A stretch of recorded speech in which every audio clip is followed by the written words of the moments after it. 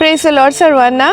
आज आपण पवित्र शास्त्रामधून नीतिसूत्रे ह्याचा 14वा अध्याय आणि पहिलं वचन वाचणार आहोत। आणि त्याच्यामध्ये असं लिहिलं आहे की शहाणी स्त्री आपले घर बांधते, पण मूर्ख स्त्री हे स्वतःच्या हाताने पाडते।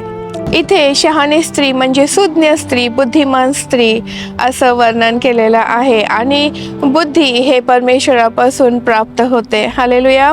शहाणी स्त्री ती असते जी परमेश्वराला भय मानते, जी परमेश्वराच्या आज्ञा पाळते, जी परमेश्वराच्या सानिध्यात सतत असते, परमेश्वराचा आदर करते। आणि अशा शहाण्या स्त्रीवर परमेश्वर प्रसन्न होतो। आणि पवित्र शास्त्रामध्ये सर्वात आशीर्वादित आणि बुद्धिमान स्त्रीचं वर्णन केलेलं आहे, आणि ती म्हणजे प्रभू येशू ख्रिस्ताची आई मरिया। जेव्हा परमेश्वराने तिला आज्ञा दिली तेव्हा तिने परमेश्वराची आज्ञा पाळली आणि तिने परमेश्वराच्या इच्छेप्रमाणे प्रभू येशू ख्रिस्ताला जन्म दिला। हालेलुया। तिने स्वतःचं घर बांधले, तिने लेकरांचं संगोपन केलं, परमेश्वराची आज्ञा पाळणारी अशी स्त्री होती। आणि म्हणून इथे परमेश्वराचं वचन सांगतं की सुज्ञ स्त्री ही आपले घर बांधते। घर बांधणे म्हणजे केवळ भिंतीची रचना नाही, तर घरामध्ये शांती, प्रीती, समजूतदारपणा आणि देवभक्तीचं वातावरण असणं हे आहे। हालेलुया। आणि ते आपलं घर एक सुज्ञ स्त्री स्वतःच्या शब्दाने, कृतीने आणि संयमाने उभं करते।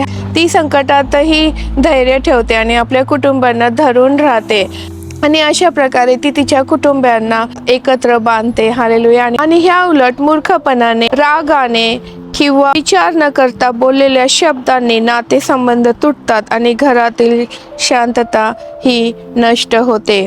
आपल्या कृतीने आणि शब्दांनी मोठे परिणाम होतात। आणि म्हणून एखादी स्त्री आपलं घर बांधू शकते किंवा तोडू शकते। आणि म्हणून परमेश्वराचं वचन सांगतं की जी आपलं घर बांधते ती सुज्ञ आहे, पण जी आपलं घर तोडते आपल्या शब्दांनी, आपल्या कृत्याने, तर अशा स्त्रीला मूर्ख म्हटलेलं आहे। तर ह्या वचनाद्वारे आपण हे शिकत आहोत की प्रत्येकाच्या घरामध्ये काही ना काहीतरी अडचणी असतात, पण अशा वेळेला परमेश्वर प्रत्येक स्त्रियांना एक बोध करत आहे की तुम्ही एका शहाण्या स्त्रीसारखे, एका बुद्धिमान स्त्रीसारखे बना।